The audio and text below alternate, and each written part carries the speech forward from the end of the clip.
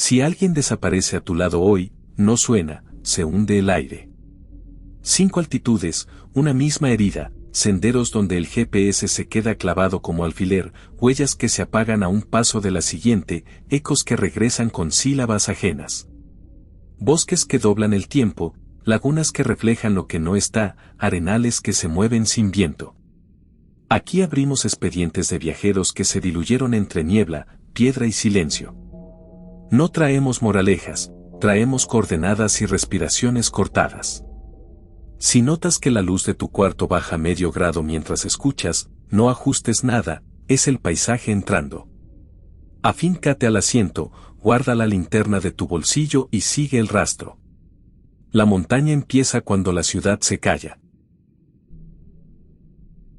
Cuando encontraron el teléfono, marcaba la misma altitud en la que la vieron por última vez. No había huellas alrededor, solo la costra de hielo reblandecida por un sol tímido y las agujas de pino pegadas como pestañas sobre la tierra negra. El pico del águila parecía un mirador manso, pero ese día respiraba como un pecho enfermo, exhalaciones de viento frío, lapsos de silencio demasiado largos, y esa luz quebrada que vuelve plano lo profundo y profundo lo que está a un paso. La joven se llamaba, en esta historia, Lía Serrano. 19 años, mochila mínima, un termo con café que todavía olía a canela cuando sus amigos la dejaron unos metros atrás para cerrar el circuito. Habían subido por la vereda que se abre entre troncos ennegrecidos, donde aún se ven dedos de lava fosilizada, y al llegar a la cresta se detuvieron a mirar cómo la ciudad hervía al fondo, ahogada en una nata de contaminantes. Era julio, temporada de nubosidad lenta, y el ajusco, como siempre, parecía sacar del bolsillo una nube para tapar todo en el momento menos oportuno. Lía tenía la costumbre de quedarse por última vez en cada mirador. No era una pose. Le gustaba sumar detalles a su memoria como quien cose las piezas de un mapa íntimo, el color exacto del lodo, el borde filoso de las rocas, el sonido específico de un ave que no vuelve a cantar en el mismo minuto. La vieron detenerse cerca de una roca con marcas de quemadura antigua, justo donde el sendero se abre en una especie de balcón natural. Allí alzó el teléfono, lo encuadró contra la cruz del marqués que asomaba en diagonal, y se quedó un rato inmóvil, como si intentara escuchar algo detrás del viento. Sus amigos caminaron unos metros más hasta la bajada. El acuerdo era simple, reunirse en el desvío para bajar juntos. No hubo prisa ni alarma. Lía conocía el lugar. Había subido antes, incluso más temprano, incluso de noche, con lámparas pálidas. A nadie le pareció extraño que tardara. La montaña cobra sus pausas. Pasaron 7 minutos. El frío, que parecía sencillo cuando el cuerpo ardía de esfuerzo, empezó a clavarse en las muñecas. Alguien miró hacia atrás y vio el recinto de roca vacío. Ese vacío pesó más que un grito. Después vino la primera explicación, quizá bajó por la vereda alternativa. La segunda, quizá se adelantó para buscar señal. La tercera, mejor subir otra vez, porque hay lugares donde el terreno se pliega, y una persona puede estar a 5 pasos y no verse. No vieron nada, no escucharon nada, y sin embargo la montaña sonaba a pasos no resueltos, a ramas que se quiebran a destiempo. A mediodía, el teléfono de Lía todavía enviaba esa burla luminosa que dice disponible. Nadie respondió los mensajes. Ninguna aplicación marcó movimiento. La última ubicación quedaba clavada en la cumbre, como si el aparato flotara un par de centímetros por encima de la piedra. La vereda mostraba un desfile de huellas superpuestas. Suelas grandes, suelas pequeñas, cascos de perros, el relieve del bastón de alguien que subió cojeando. Pero las de Lía se perdían en el costado del mirador y no continuaban más allá. Era como si el suelo las borrara con el dorso de la mano. El primer equipo de apoyo llegó con esa prisa silenciosa de quienes ya conocen el ritmo de los extravíos. Colocaron cintas fosforescentes en los árboles, tomaron puntos GPS, abrieron abanicos de búsqueda hacia el norte, la cañada y la ladera que cae hacia los pastizales. Los perros trabajaron con la nariz y con el recuerdo, porque el recuerdo también tiene olor. Un helicóptero trazó círculos que parecían no moverse, como si la montaña lo sujetara con un hilo invisible. A las 4 de la tarde, el viento cambió y la niebla caminó con paso de ganado cansado. Hubo que detenerse, retroceder, volver a trazar líneas sobre un mapa que parecía moverse por debajo del plástico. Al caer la noche, cualquier linterna es un ojo obediente. Lo que ilumina no depende del ojo, sino de la voluntad de lo que está allí. En el Ajusco, la oscuridad no es completa, se filtra la luz de la ciudad, naranja, sucia, una cúpula envenenada que hace creer que no es tan tarde como es. Esa luz engaña el reloj interno. Ese engaño desacomoda a quienes están perdidos. Nadie lo dijo, pero todos lo supieron, la montaña no se conforma con distancias, también tuerce el tiempo. El segundo día llegó con ese optimismo que solo la mañana regala. Recorrieron cañadas y rincones que huelen a agua vieja. En una oquedad entre rocas apareció una prenda que no era de lía, húmeda, sin dueño, como una broma vieja que la montaña recicla. En otra zona, junto a un tronco caído, alguien encontró un arreglo de piedras en flecha apuntando a la nada. No había hormigas alrededor. Las hormigas conocen caminos invisibles. Si no cruzan, es por algo. En el borde de un barranco con nombre que nadie quiso repetir, una cuerda anudada balanceaba el aire con un ritmo sin viento. La cortaron, la guardaron, no por valor, sino por prudencia. El tercer equipo de búsqueda bajó con la sensación pegajosa de escuchar algo en el regreso, un rumor de pasos pisando dentro de los pasos de ellos. No era eco. Los ecos van delante y regresan de frente. Este rumor venía por detrás y a veces se adelantaba, como si jugara a caminar con otro compás. La familia de Lía, en esta historia, recibió un audio que no aclara nada y no borra nada. Se escuchaba viento, claro, y un golpeteo de plástico contra plástico que solo hace una mochila al trotar. Entre uno y otro, un patrón repetido. No palabras, no nombres. Un patrón que al principio suena a azar y después, cuando se vuelve a oír, se instala con terquedad de péndulo. Un ritmo que no coincide con la respiración humana, ni con el trote de un perro, ni con el latido metálico de una antena. Quien lo oyó 3 veces dejó de dormir sin saber por qué. En la galería del teléfono, recuperada a través de nubes y contraseñas, había un video de 6 segundos. 6 segundos de bruma y piedras, de un horizonte tan cercano que parece pared. Un destello de sol ciego en un metal, tal vez un mosquetón ajeno, tal vez la hebilla de una mochila de otro, tal vez nada. En el último cuadro, detrás de la cruz del Marqués que entra en diagonal, sobresale una forma. No tiene rasgos. No es humana. No es animal. Es el negativo de una presencia, una falta de luz con bordes, con una densidad distinta a la del aire. No había filtros, no había edición. Eso dijeron quienes lo vieron sin saber qué decir. Las veredas del Ajusco tienen memoria. En ciertos pinos, la corteza guarda cicatrices de incendios lejanos con la precisión de un archivo. Hay ramas con cintas rojas que se cambian solas de lugar, con nudos distintos de un día a otro. Hay marcas fluorescentes pintadas a mano que no aparecen al día siguiente, como si alguien se tomara el trabajo lento y paciente de deshacer señales. En la cima, una terraza de rocas muestra, cuando la luz pega desde la izquierda, letras en relieve que el musgo oculta cuando la luz pega desde la derecha. Nadie ha podido leerlas completas porque nunca hay 2 días con la misma luz. A mitad de la semana, el aire comenzó a caer de golpe a ciertas horas, como si la presión se recogiera en un puño. Los drones perdieron control en un punto exacto, siempre el mismo, y dejaron de transmitir al cruzar una línea invisible entre 2 piedras que no se tocan. En ese punto, si se apaga la linterna, el oído cree escuchar agua corriendo. Si se enciende, el oído se decepciona. No hay agua. Solo hay raíces que se estiran como dedos y piedras que se acomodan con una educación excesiva, como si alguien las hubiera sentado a la mesa. Quienes regresaron por la noche contaron, sin buscar consuelo, que el bosque tenía ojos. No ojos brillantes de animal, sino ojos de reflejo sin origen, pequeñísimos y fijos, del tamaño de una espora, alineados en patrones que recuerdan mapas viejos.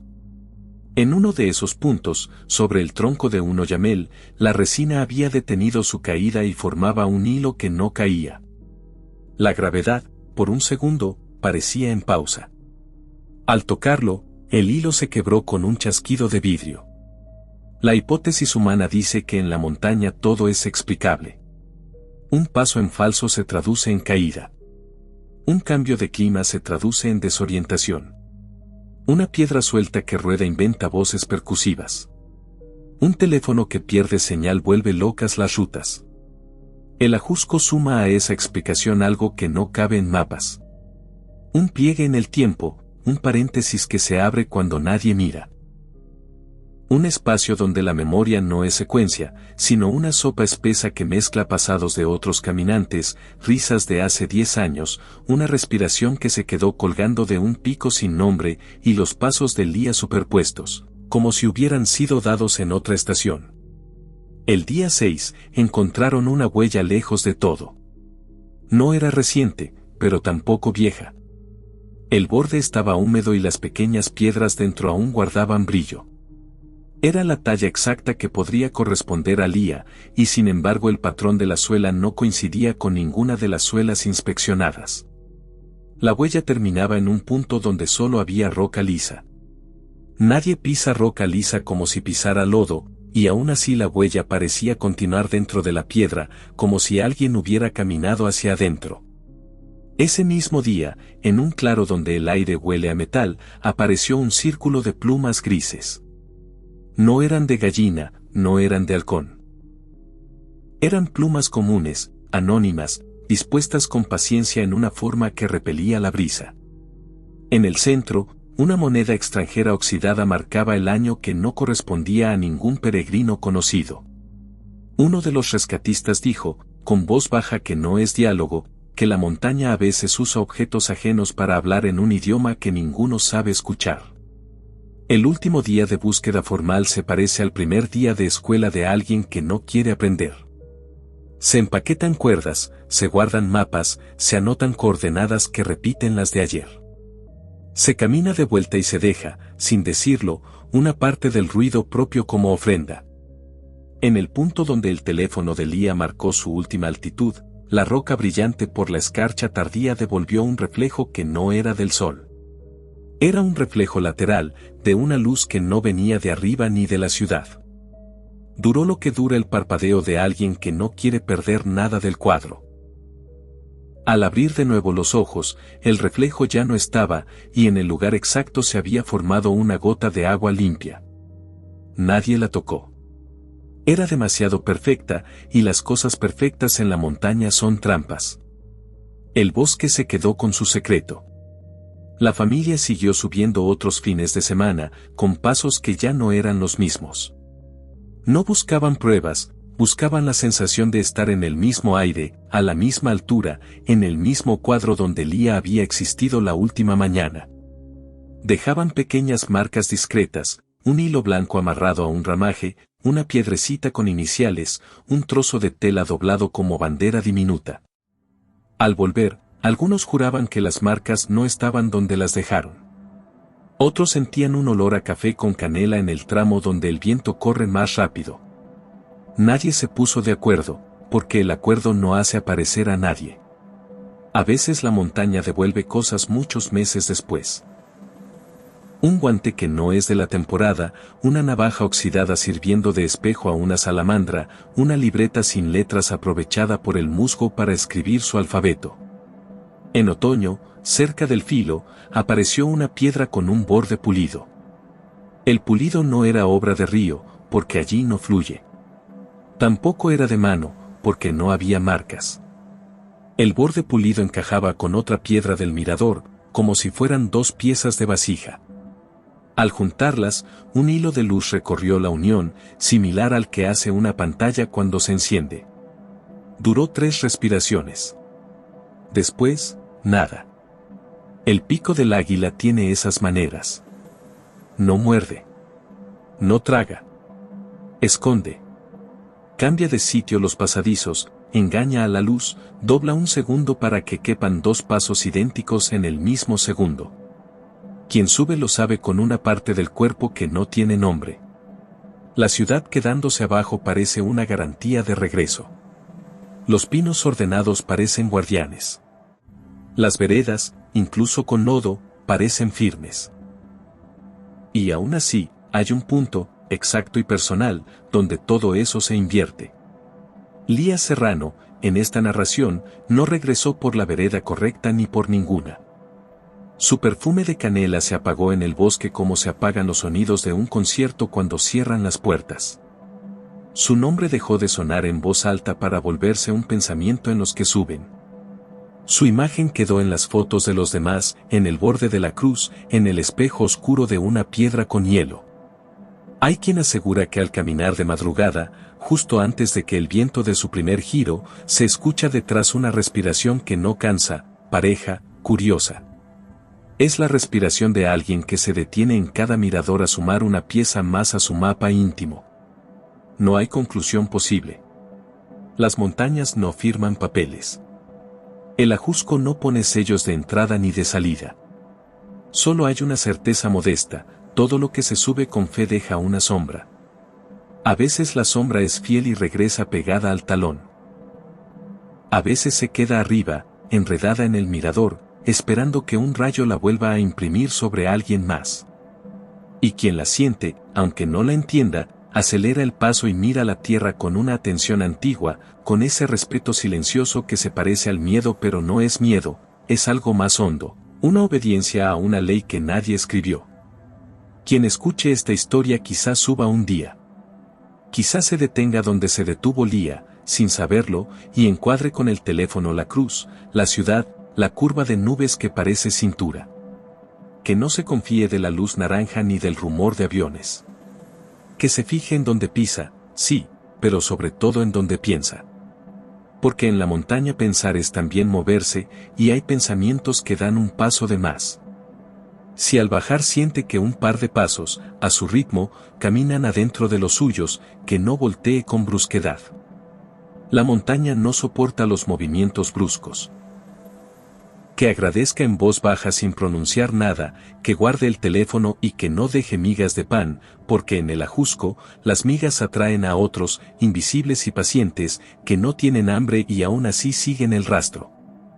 Nombres y detalles han sido modificados para preservar la intimidad de las personas. Esta es una narración inspirada en un caso real y en las leyendas que la montaña acumula, no una reconstrucción documental. Si sentiste el hueco en la cima, deja una linterna en los comentarios y anota la marca de tiempo exacta donde te apretó el pecho. Esa señal nos abre otra vereda y ayuda a que más viajeros no caminen solos por este episodio. Si conoces a alguien que siempre se queda un minuto más en los miradores, pásale este expediente. El Ajusco no necesita oscuridad para volverse un lugar hostil. A plena luz, entre neblina y aire helado, basta con que uno dé un paso en falso para desaparecer de la mirada de los demás.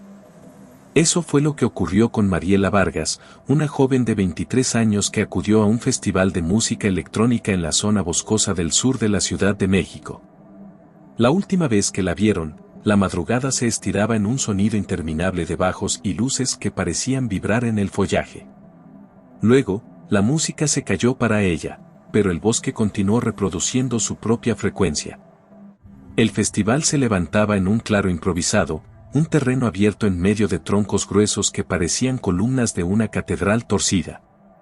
El ambiente estaba diseñado para la inmersión, luces que apuntaban al cielo como lanzas de colores, instalaciones de madera que parecían tótems encendidos, y un río de gente que bailaba como si intentara derretir el frío con su cuerpo.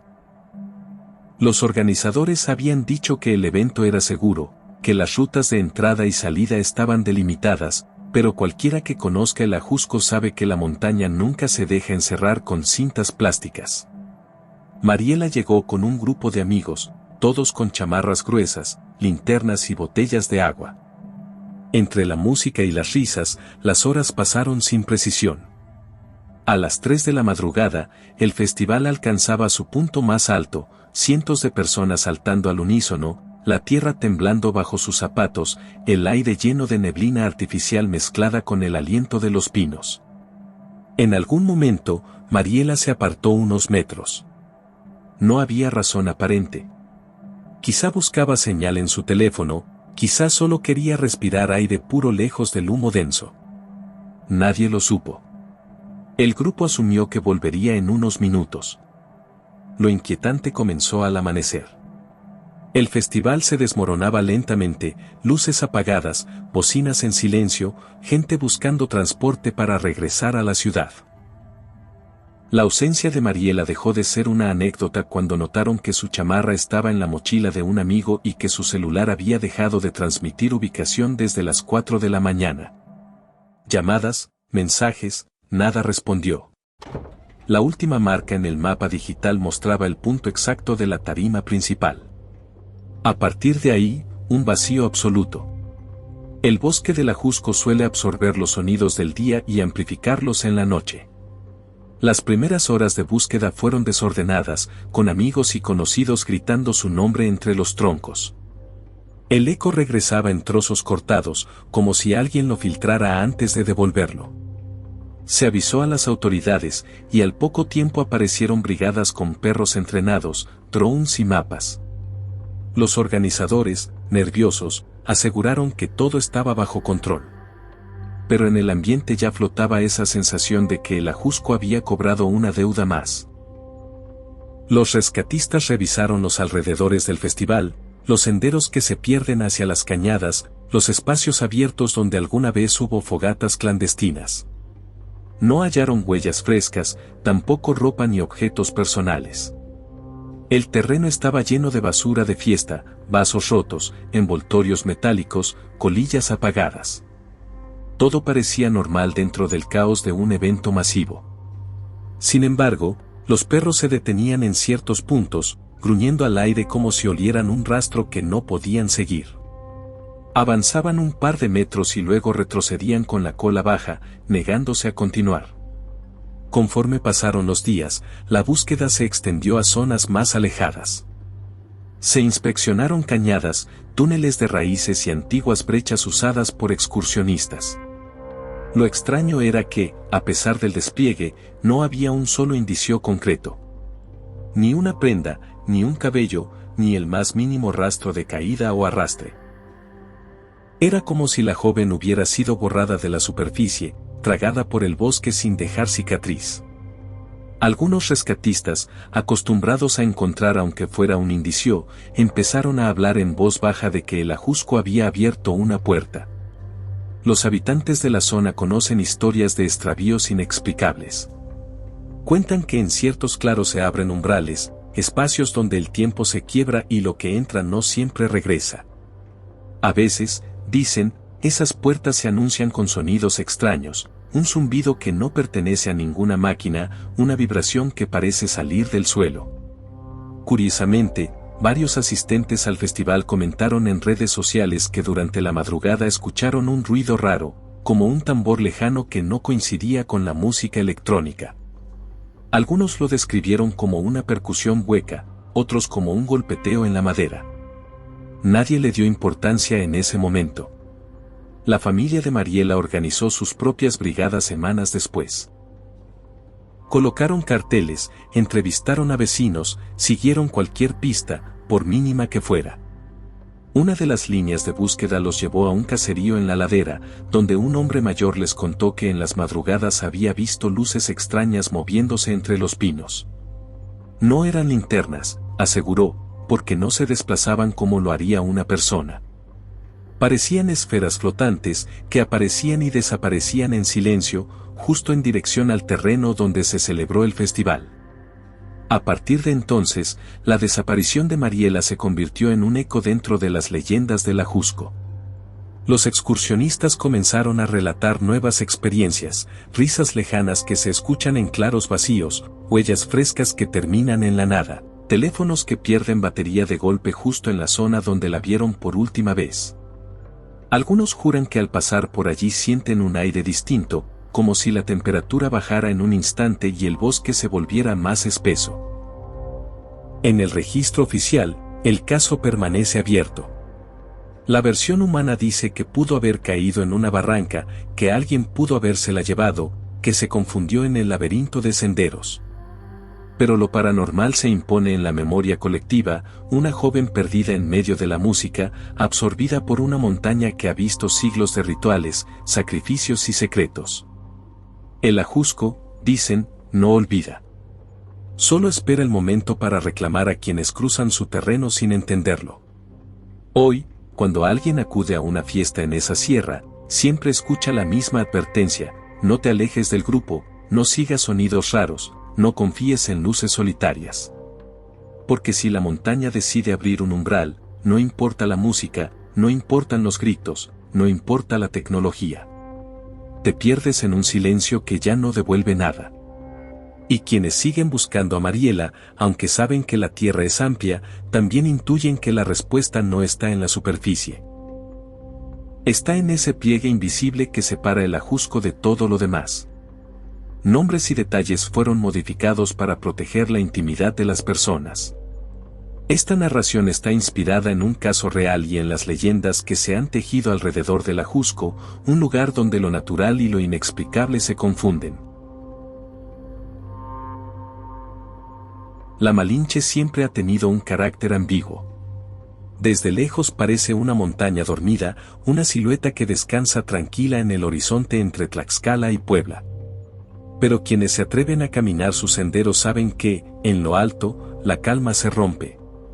Los bosques se hacen demasiado silenciosos, el aire golpea con una densidad extraña y la sensación de estar acompañado, aunque uno vaya solo, se vuelve insoportable. Allí fue donde un hombre de 62 años, al que en esta narración llamaremos Esteban Ramírez, desapareció por 5 días después de enviar un último mensaje desde la cima. Esteban era un montañista aficionado. Subía con frecuencia a distintas cumbres de México, siempre con su mochila, un bastón de madera y un celular viejo con el que solía reportar a su familia que todo iba bien. El 14 de marzo de 2025, muy temprano, inició su ascenso en solitario hacia la Malinche. El clima estaba frío, con nubosidad baja que envolvía el bosque como una sábana húmeda. Conforme subía, la bruma se volvía más espesa y el sol apenas lograba colarse en fragmentos dorados que parecían focos apagándose. Al mediodía, cuando se acercaba a la cumbre, Esteban envió un audio. Su voz sonaba entrecortada por el viento, mencionando que estaba cerca de la cima y que en unos minutos emprendería el descenso. Ese mensaje fue lo último que recibieron sus familiares. A partir de entonces, su celular dejó de responder, como si la montaña hubiera decidido apagarlo de golpe. Pasaron las horas y la ausencia se transformó en alarma.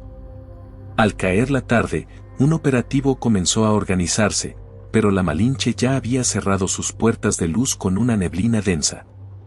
Las primeras brigadas subieron con lámparas y cuerdas, gritando el nombre de Esteban en medio de un bosque que devolvía los sonidos con eco irregular.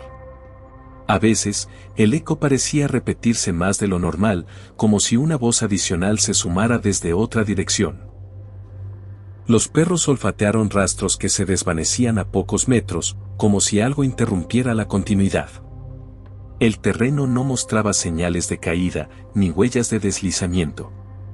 Simplemente, Esteban había dejado de estar allí. La Malinche tiene fama de tragar caminantes. Sus cañadas son profundas y sus senderos pueden confundirse en cuestión de minutos. Sin embargo, lo extraño fue que, a pesar de drones, helicópteros y decenas de voluntarios, no apareció ningún rastro tangible. Ni ropa, ni bastón, ni una marca de suela en el lodo. El operativo se extendió durante la noche y al día siguiente, siempre con la misma sensación, el hombre estaba allí, pero no en el mismo plano. El tercer día, uno de los grupos de búsqueda reportó escuchar un silbido. No era el viento. Era un sonido agudo, repetido 3 veces, proveniente de la cañada más empinada. Corrieron hacia allí, pero no encontraron nada, solo un silencio más espeso. Horas después, en otra zona, otro grupo juró haber visto una sombra moverse detrás de una roca, como si alguien los observara y se ocultara con rapidez. El patrón se repitió, signos de presencia, pero ninguna evidencia física. Mientras tanto, la familia recibía llamadas anónimas. Al contestar, solo se escuchaba viento y un golpeteo metálico, como de un mosquetón chocando contra piedra. Nunca una voz clara, nunca una ubicación. La policía intentó rastrear esas llamadas y descubrió que provenían de la misma zona donde Esteban había dejado de transmitir. Como si el bosque se encargara de emitir esos ecos desde dentro. El cuarto día, el cansancio comenzó a golpear a los rescatistas. Algunos hablaban de un ambiente pesado, como si la montaña les negara el paso. Un paramédico comentó que en ciertos puntos la brújula giraba sin control y que los drones perdían conexión en un radio exacto, siempre el mismo, como si hubiera un círculo invisible que no podía cruzarse. Las leyendas locales se hicieron más presentes, la idea de que la Malinche abre ventanas en el tiempo y que quienes cruzan se desorientan en otro espacio, uno que se superpone con el nuestro pero no obedece las mismas reglas. El quinto día ocurrió lo inesperado. Un equipo halló a Esteban sentado en el fondo de una barranca. Estaba vivo, pero débil, con los labios partidos y los ojos perdidos. Llevaba la misma ropa, intacta, y su mochila estaba completa, como si hubiera estado resguardado en un sitio sin desgaste. Al ser rescatado, apenas pudo balbucear lo que había visto, luces moviéndose entre los árboles, sombras que caminaban sin hacer ruido, y la sensación de que, cada vez que cerraba los ojos, despertaba en un lugar distinto de la montaña, aunque no se moviera. Los médicos concluyeron que sobrevivió gracias a un pequeño arroyo que corría en la barranca, del que bebió agua. Sin embargo, lo perturbador fue que, según sus cálculos, Esteban decía haber vivido más de 5 noches allí, aunque en la realidad solo habían pasado 5 días. Para él, el tiempo se había estirado como una cuerda infinita. Relató que las noches eran interminables, que el amanecer nunca llegaba a la misma hora y que el viento parecía traer voces que no pertenecían a ningún idioma. El rescate fue celebrado como un milagro. Pero en la comunidad de montañistas, la historia se convirtió en advertencia. La Malinche, decían, no lo dejó ir fácilmente. Lo devolvió porque todavía no era su momento, pero le mostró un fragmento de esa otra dimensión que permanece oculta entre cañadas y rocas. Desde entonces, varios aseguran que al subir a la montaña sienten la mirada de alguien más, que escuchan pasos detrás de ellos cuando el sendero está vacío, o que, al mirar hacia la cumbre, notan destellos que no son reflejo del sol. El caso de Esteban Ramírez quedó registrado como un extravío con rescate exitoso. Pero entre quienes escucharon su relato en privado, la conclusión fue otra: la montaña había jugado con él, atrapándolo en un espacio donde los relojes no funcionan y las presencias no son humanas. Nadie sabe qué buscaba esa fuerza, ni por qué lo dejó salir. Lo único cierto es que, al regresar, Esteban ya no volvió a subir ninguna otra montaña. Decía que había visto demasiado, que en esos días conoció un lugar donde el tiempo se dobla y que no quería volver a cruzar ese umbral nunca más. Nombres y detalles fueron modificados para preservar la intimidad de las personas.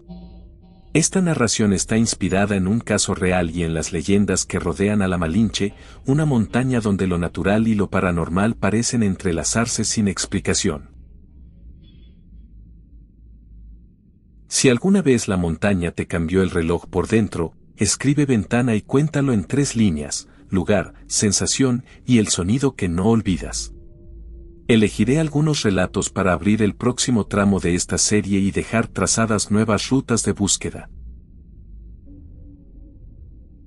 La primera vez que uno ve al Iztaccíhuatl desde el Paso de Cortés, cree que la montaña está quieta. Parece una mujer acostada, inmóvil, con la cabeza en el oriente y los pies en dirección al valle. Pero la quietud engaña. De cerca, la piel de roca respira. Entre los portillos, el arenal se desplaza como un animal cansado y, a ratos, todo suena a metal viejo, cuerdas tensándose sin cuerdas, un golpeteo profundo que no coincide con el viento.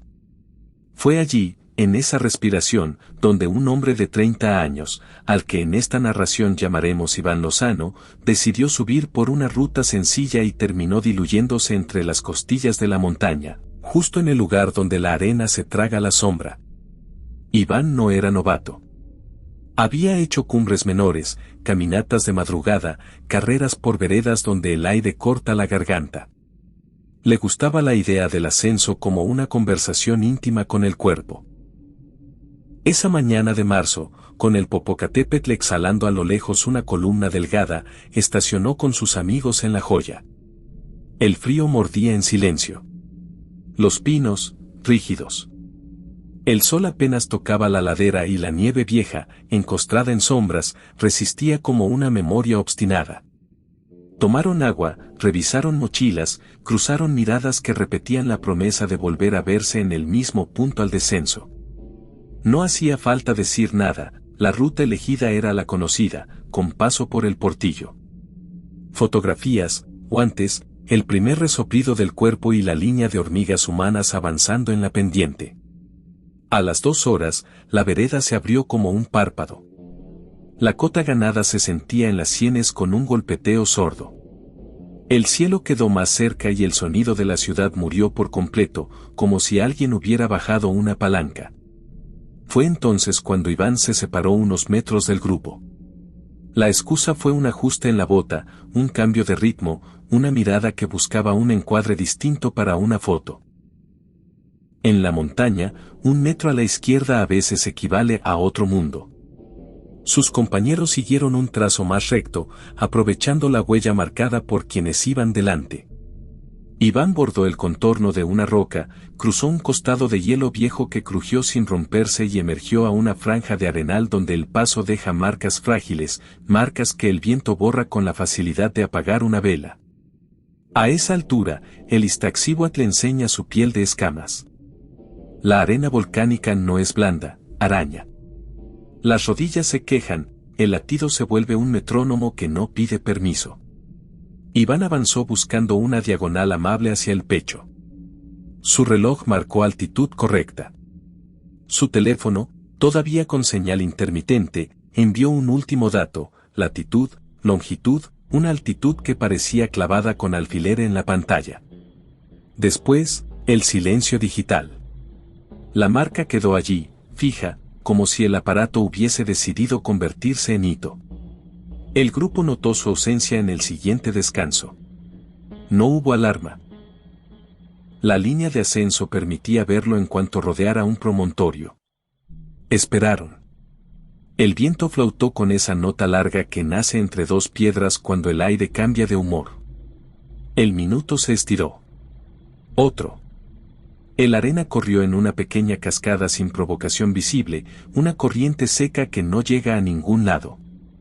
Alguien dijo el nombre de Iván en voz media, no como un llamado, sino como una prueba de que el nombre todavía pesaba en la boca. La montaña devolvió ese nombre fragmentado, con la sílaba final cortada en diagonal. Desde abajo, La Joya parecía una maqueta sin ruido. Sobre la arista, el mundo redujo su vocabulario a 3 cosas: respiración, zumbido, golpe. Respiración propia, zumbido que no era de insecto, golpe que no era de paso.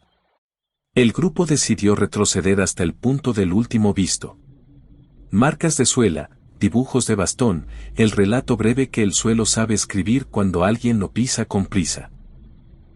Las huellas de Iván aparecían claras hasta el borde del arenal y, de pronto, se adelantaban sin transición, como si hubiera saltado más de lo que su cuerpo podía.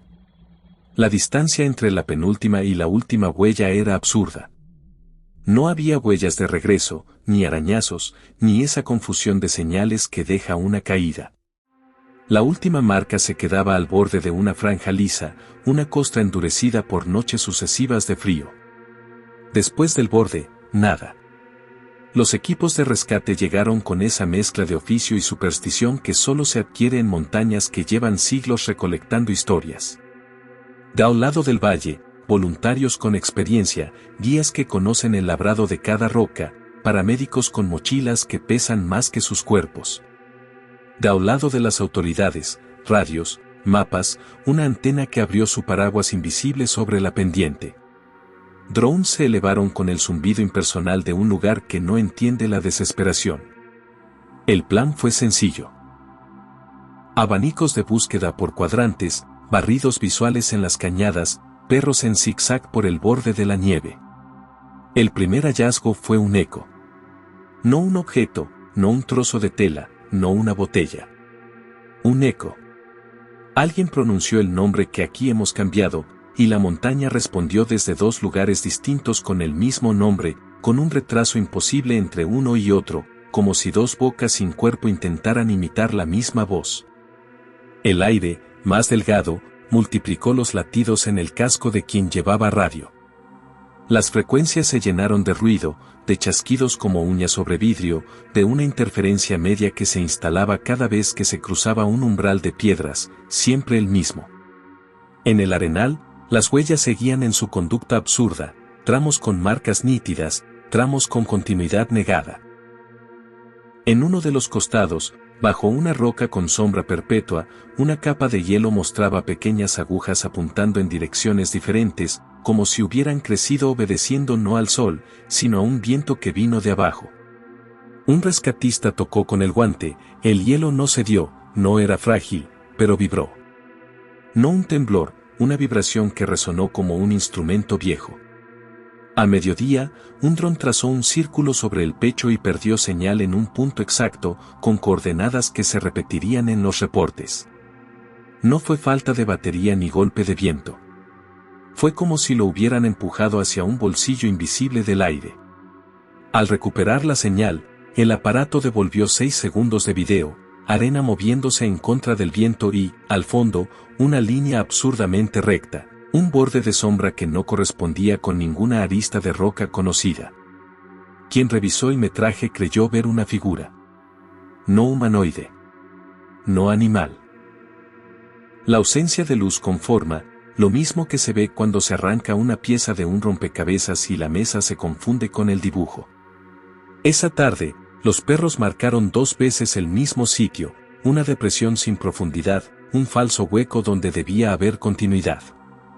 Husmearon, gimieron sin ladrar, dieron vueltas cortas como si persiguieran su propia cola, y se alejaron con el rabo bajo sin orden.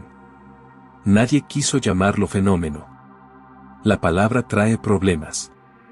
Optaron por describir, el rastro se hunde, el rastro cae en sí mismo, el rastro se apaga.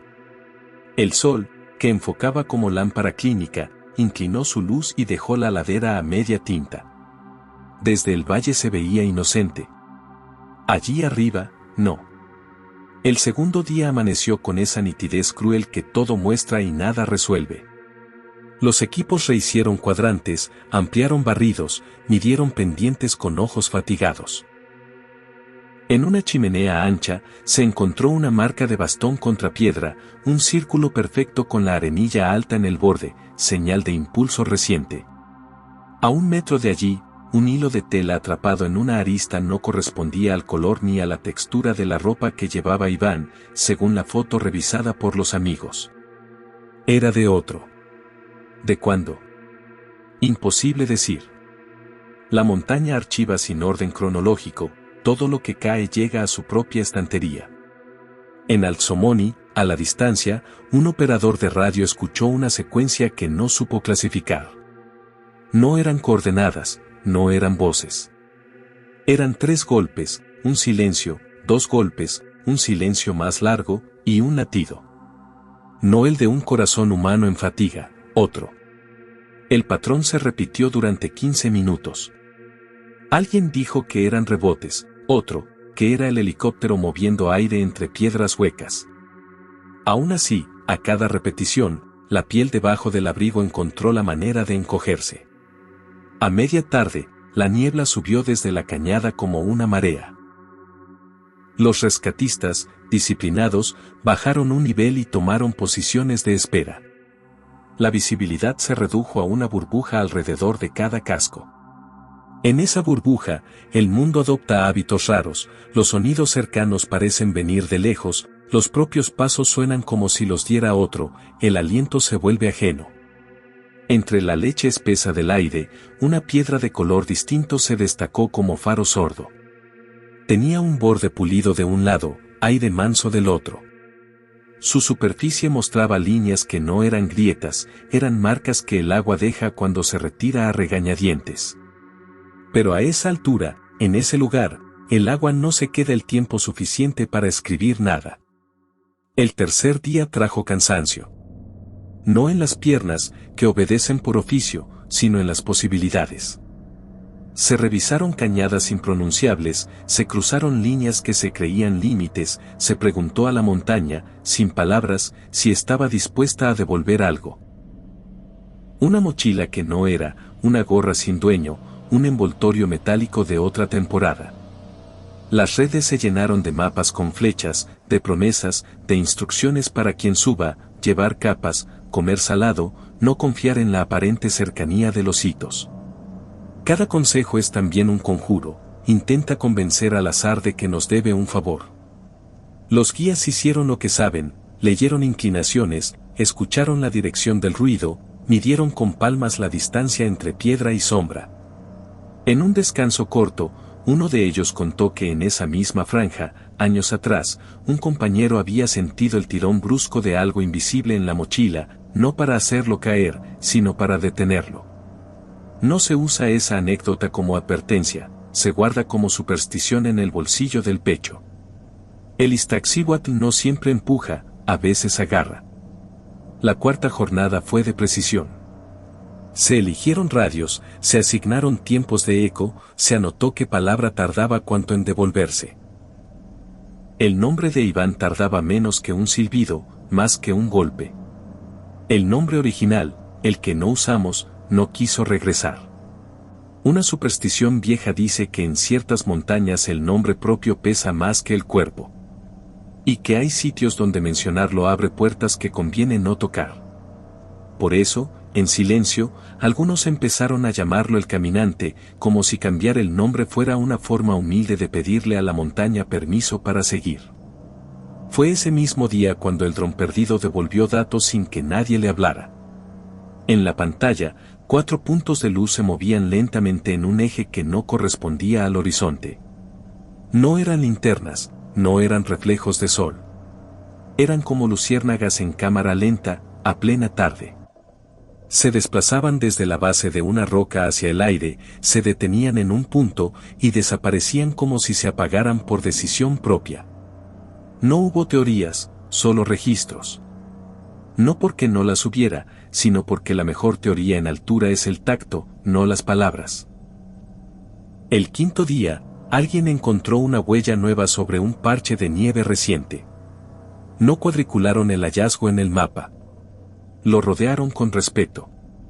La suela era compatible con la talla, pero el dibujo no correspondía a ninguna marca comercial identificable. La huella estaba hundida más de lo que cabría esperar para el peso del cuerpo de Iván. Los bordes, definidos como si los hubiera cortado un cuchillo frío. A medio metro, una segunda huella, más superficial, apuntaba en sentido contrario, hacia un tramo de roca sin polvo. La tercera no apareció. El rastro, otra vez, se apagó como si alguien hubiera alzado al caminante con manos sin dedos. Las horas que siguieron fueron de ajuste fino, cuerdas tendidas donde antes no, ojos pegados a visores térmicos que devolvían mapas de calor imposibles en una ladera que no guarda cuerpos vivos salvo los visibles. Aparecieron, sin explicación, 2 manchas cálidas que no eran pinos, no eran personas, no eran animales. Surgieron y se desvanecieron al ritmo del viento. Luego, nada. El sexto día, el operativo se reconfiguró hacia el descenso. No por resignación, sino por respeto a un límite que no siempre se sabe nombrar. En la montaña, bajar a tiempo también es una forma de cuidar a quien se busca. Antes de retirarse, un rescatista se quedó solo unos minutos mirando el lugar donde el GPS había fijado por última vez el punto. Una línea de arena corría como ora líquida. La luz filtrada por una nube sin voluntad dejó ver una cosa mínima, una perla de hielo transparente suspendida entre 2 granos de arena. Flotando. Duró el espacio de 3 respiraciones y se deshizo sin mojar nada. Si hubiera mojado, quedaría rastro. No lo hubo. De regreso en la joya, el aire se hizo humano de nuevo. Las voces recuperaron su continuidad. Los guantes dejaron de ser una segunda piel y volvieron a ser objetos. El valle extendió su promesa de horizontes más blandos. Los amigos de Iván esperaban con esa quietud obligada que se aprende a golpes. Nadie habló de milagros, nadie habló de fatalidades cerradas. Se habló de continuar, de volver cuando mejorara el clima, de insistir con otros ángulos, de cruzar listas de hallazgos nimios como si fueran pequeñas linternas en una cueva vasta. El Iztaccíhuatl quedó atrás, o eso aparentó. Desde el paso de Cortés, la silueta volvió a aparecer dormida. El Popocatépetl, al fondo, exhaló otra vez su columna breve, indiferente a los asuntos de los humanos que se trepan a sus vecinos. Pero quien ha subido sabe que la montaña no se queda atrás cuando uno se va. Se viene en el oído, en el hueso de la muñeca, en la forma en que el cuerpo mide los escalones del edificio como si fueran peldaños de una vereda de arena volcánica. En la noche, al cerrar los ojos, el zumbido regresa con su patrón: 3 golpes, un silencio, 2 golpes, un latido. No asusta. No consuela. Solo repite. En los días posteriores, la montaña devolvió lo que acostumbra, nada claro. Un guante viejo de otro. Un mosquetón oxidado de otra temporada. Un pañuelo de color sin dueño. Las redes olvidaron pronto, como olvidan todo lo que no se vuelve espectáculo continuo. Quedó el eco en los que suben, los guías que evitan una franja cuando el viento sopla del valle, los rescatistas que agregan un minuto de silencio en los informes, los caminantes que, sin saber por qué, aceleran justo donde la arena se mueve sin viento. Quedó la intuición de que en la mujer dormida hay costillas huecas por donde entra el sonido y sale cambiado, de que hay corredores de aire que saben hacer truco con la luz, de que hay, quizá, espacios que no están exactamente en este lado. No hay conclusión que tranquilice. La montaña no firma entregas. Nadie puede decir, aquí empieza el misterio, aquí termina. Lo que se puede afirmar es pequeño y contundente: el Iztaccíhuatl, visto desde la carretera, finge quietud. Caminado desde la joya, transpira memoria. Cada piedra recuerda otra pisada. Cada penacho de arena, otro viento. Cada sombra, otra sombra. Iván Lozano, en esta narración, no fue encontrado en los cuadrantes, ni bajo el hielo, ni al pie de una cañada. La montaña no lo devolvió.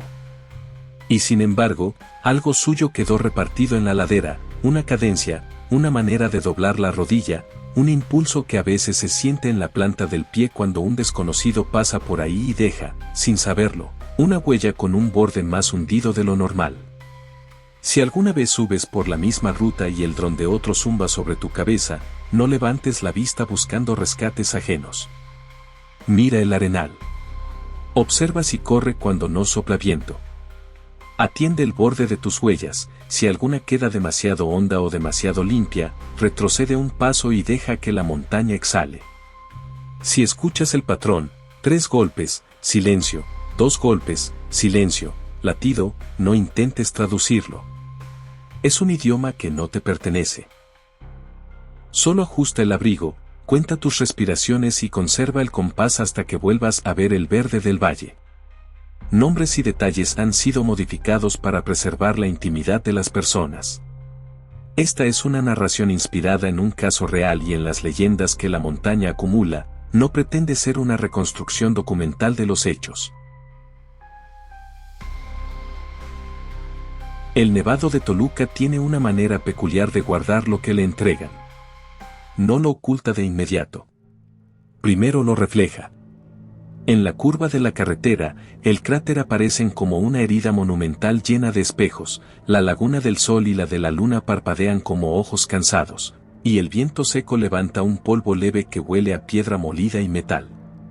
Ese día, a comienzos de invierno, el aire estaba limpio como un cristal y la montaña parecía dispuesta a dejarse recorrer. Nadie pensó que cobraría un precio. El hombre que subió se llamará aquí Mauricio Roldán. 48 años, piernas curtidas, hombros acostumbrados a cargar mochila, y esa forma de respirar de quien ya se sabe a la altura. Con él venían 2 compañeros de ascenso y un plan sencillo: estacionar en la zona permitida, caminar por la arista hasta asomarse al cráter, rodear la laguna mayor, tomar unas fotos, comer algo allí donde la luz se vuelve plateada, y regresar antes del mediodía. Todo sonaba doméstico en el vocabulario de la montaña, nada de rutas técnicas, nada de noche, nada de nieve profunda. Apenas un frío honesto, el sol inclinándose lento y un mapa con marcas claras. El nevado engaña con facilidad. La carretera sube como una cinta gris atravesando alfombras de pasto que se secan de golpe.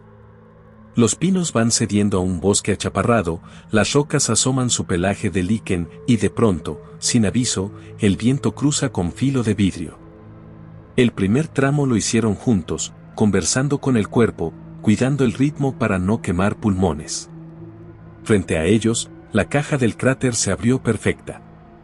Abajo, 2 discos de agua inmóvil. Alrededor, el anfiteatro de cumbres con nombres que son murmullos de volcanes apagados. El silencio del aire alto no es mudo, está lleno de electricidad diminuta, como si cada grano de arena vibrara aparte. Mauricio caminaba un paso adelante, atento a un detalle que los demás no vieron. Una línea de piedra más oscura, como una costura reciente en el borde de la caldera. No estaba la semana anterior, dijo su memoria. No había por qué desconfiar, y sin embargo se detuvo a medirla con los ojos. La línea parecía cambiar de grosor con el movimiento de la luz. A la derecha, un grupo de visitantes jugaba a arrojar piedras a la laguna. No cayeron al agua. Se quedaron en la ladera, rodando de T a S contra la arena volcánica, dibujando una S que no debía existir porque no había suficiente inclinación para ese capricho. Tomaron el filo que lleva a los miradores. La altura convirtió la respiración en mecánica. El sol se trepó un poco más y ni así calentó. A pocos minutos del borde, Mauricio pidió un respiro más largo, apoyó la mochila en una roca plana, se quitó un guante para ajustar una correa, y volvió a ponerse en marcha con el cuidado metódico de quien no improvisa.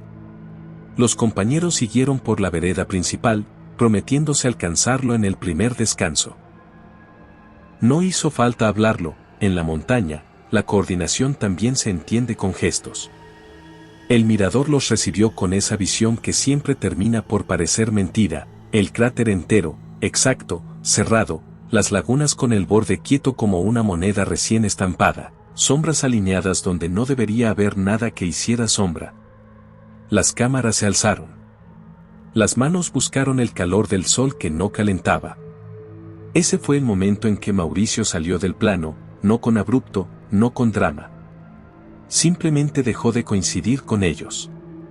No apareció en el borde, no los alcanzó por detrás, no asomó por el lado izquierdo para bromear con la vista. El tiempo de espera, medido a esa altura, parece más cruel. 2 minutos pesan distinto en el nevado que en la ciudad. La primera reacción fue razonable, retroceder unos pasos por la vereda, asomarse a los costados, nombrarlo en voz baja para no romper el silencio que siempre parece prestar la montaña. Nada. La segunda reacción fue práctica. Mirar el teléfono, enviar un mensaje, intentar una llamada. El marcador intentó conectar, luego se rindió. Donde la señal vuelve loca, cualquier intento suena a superstición. Aún así, el aparato soltó un dato, última ubicación en una coordenada que coincidía con el borde del cráter. Una altitud que estaba dentro de lo esperado. Un número clavado, como un alfiler. Nada más. Buscar huellas a esa altura es un ejercicio de paciencia. La piedra guarda menos memoria que el lodo, pero la arena volcánica registra pasos como si dibujara al carbón. Las huellas de Mauricio aparecieron claras hasta un punto donde la vereda se bifurca en 2 líneas caprichosas. Una iba hacia una pequeña arista desde la cual la laguna luce como ojo de pez. La otra bordeaba una lengua de arena endurecida. Las marcas indicaban que él había tomado la lengua. 3 pasos, 4, 5. La sexta huella aparecía un poco más lejos de lo que permitiría el largo de su pierna, demasiado ordenada para hacer un tropiezo. Y allí, de nuevo, el hueco, un rectángulo limpio donde no hay pisada ni arañazo, como si a alguien lo hubieran tomado de la cintura para sortear una distancia imposible. A los minutos, el horizonte cambió de humor. El viento giró de golpe y montó sobre la arista un sonido hueco que se repite en todos los volcanes apagados, un golpe sordo que no es de piedra, ni de metal, ni de agua. Los compañeros de Mauricio retrocedieron al punto seguro y avisaron. Los administradores del parque, que han visto lo suficiente como para desconfiar del optimismo, activaron un protocolo. Llegaron rescatistas con cuerdas, camillas plegables, radios. Llegaron voluntarios que conocen el Sinantecatl como un carpintero conoce su taller, llegaron perros que entienden de historias que terminan bien y de otras que no. El operativo dibujó abanicos de búsqueda con disciplina. Las primeras horas se invirtieron en barrer el contorno del cráter. Las paredes que parecen dóciles desde la carretera y por dentro son traicioneras, los corredores de arena que se comportan como cintas transportadoras, los escalones de roca donde la suela agarra con capricho. No hubo rastro evidente. Ni una botella, ni un gorro atrapado en un matorral, ni el brillo de una hebilla. Los perros marcaron un punto a media ladera y retrocedieron con la cola tensa, como si el olor se disolviera justo allí. El viento no explica todo, a veces el olor cae en un sitio y ya no viaja. Al atardecer, el frío se glaceó sobre las piedras. La laguna del sol recogió un tono de plomo y la de la luna se volvió una pupila quieta. En la línea donde el camino se estrecha, se halló una marca extraña, un círculo perfecto, como si el bastón de senderismo hubiera golpeado con fuerza la roca, pero a la inversa, levantando los bordes hacia arriba. Las marcas del bastón no levantan bordes, hunden. La explicación fácil es que la piedra estaba más blanda por dentro. La explicación difícil es que la montaña tiene maneras de simular golpes que nadie dio. Con la noche llegó la geometría del frío. Las lámparas dibujaron conos de luz y cada grupo se movió como si caminara dentro de una cúpula de vidrio. El eco, caprichoso, devolvía los nombres con sílabas cortadas o alargadas, como si los rebotes vinieran de detrás del agua en lugar de las paredes. No había bóveda, no había techo, y aún así el sonido se comportaba como en un cuarto profundo. Los radios, en cierta línea entre dos rocas sin gracia, perdían la voz y regresaban con un zumbido que parecía lenguaje. En una de las pausas, una linterna rozó la superficie del hielo delgado en la orilla de la laguna y mostró algo que no era normal, un hilo de agua suspendido entre dos cristales, tensado como cuerda. No cayó. Se desvaneció sin mojar. El segundo día amaneció con un sol que no calentó más. Los equipos cuadricularon de nuevo la ladera y exploraron el interior del cráter con cuerdas. Desde arriba, el descenso luce razonable, desde adentro, el mundo se vuelve escaleras irregulares, un anfiteatro que pide respeto. En una cornisa, alguien encontró un guante que no correspondía al color del equipo de Mauricio. En otra, un trozo de cinta de seguridad enrollado sobre sí mismo, como si alguien hubiera hecho un nudo que no sirve para nada, un nudo que solo existe para ocupar manos nerviosas. El viento cargaba un olor indefinible, no era azufre, no era humedad, no era miedo. Era algo muy viejo haciendo memoria. Entrado el día, un dron se elevó desde un punto seguro y trazó un recorrido sobre la Laguna del Sol.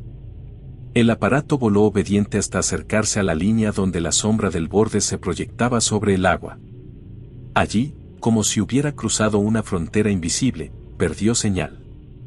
No fue un golpe, no fue una ráfaga. Se apagó. Al recuperar el control, devolvió a la pantalla 7 segundos de un paisaje que nadie que estaba allí había visto. Un borde de arena corriendo en sentido contrario al viento, y 4 puntos microscópicos de luz subiendo desde la orilla hacia el aire. No eran reflejos. No eran insectos. No eran nada clasificable a esa altura. Se movieron despacio, se detuvieron un segundo, y desaparecieron como si hubieran elegido apagarse. El tercer día, el cansancio desgastó el optimismo. El nevado, cuando decide quedarse con algo, no siempre devuelve la cortesía de explicar.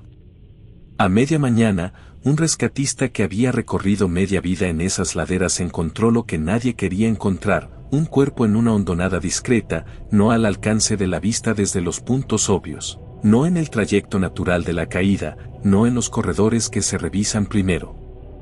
Estaba recostado de costado, sin cascos reventados, sin sangre visible, con la mochila a un brazo de distancia, como si el dueño hubiera decidido recostarse un momento a escuchar el silencio.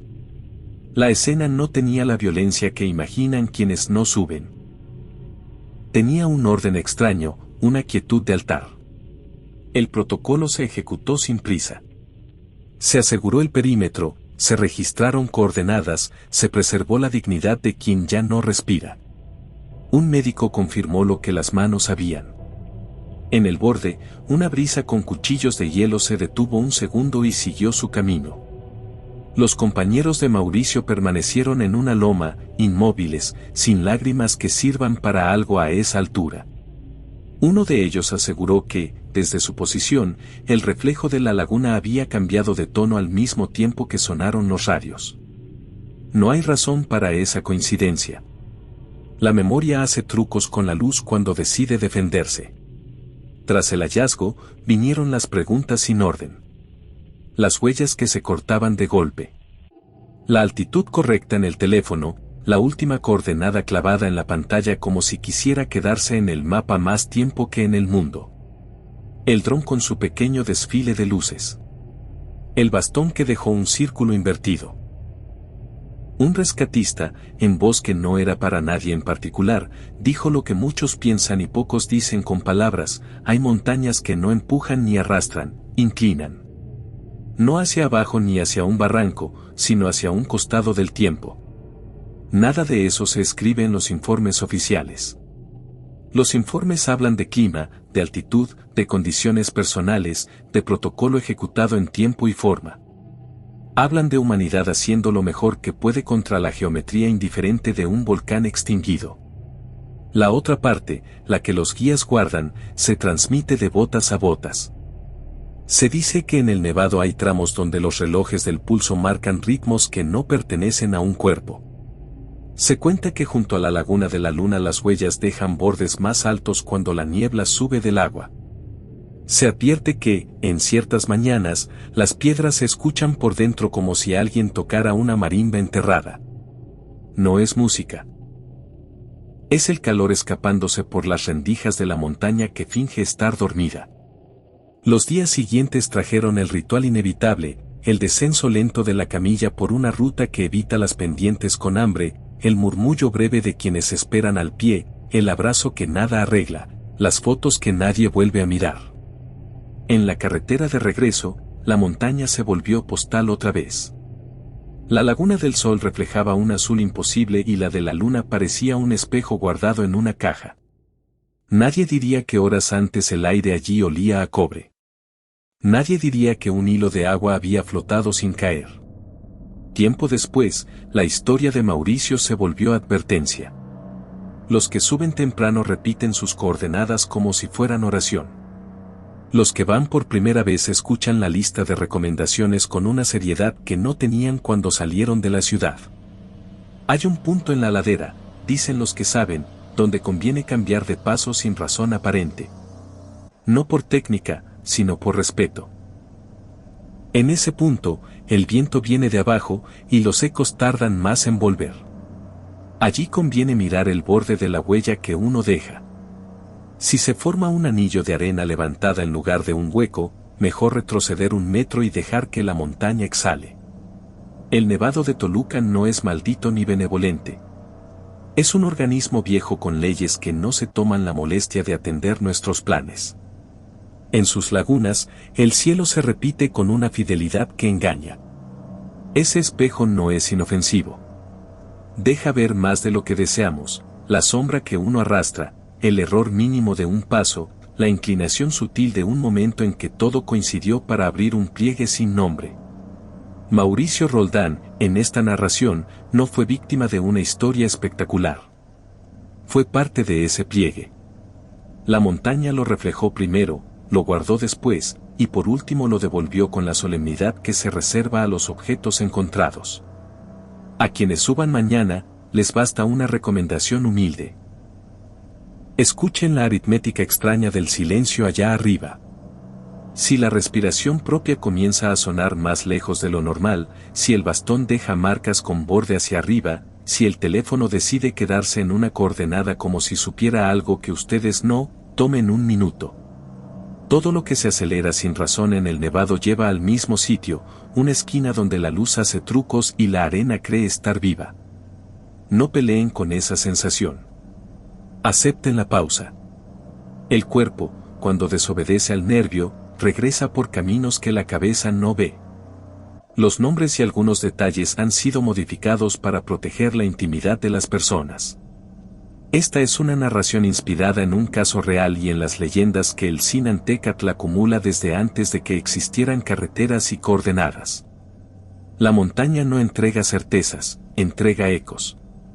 Y a veces, entre un eco y otro, se escucha lo que no tiene palabra. Si quieres que abramos otro expediente de rutas malditas, deja tu marca en el terreno, un pulgar arriba, y enciende el faro del canal, la campana, para que te encuentre cuando anochezca. Guarda este video en tu kit de emergencia y compártelo con el compañero que siempre se adelanta 2 pasos. Aquí apagamos la voz, el resto lo dirán el viento, la piedra y lo que siga caminando contigo cuando cierres la puerta.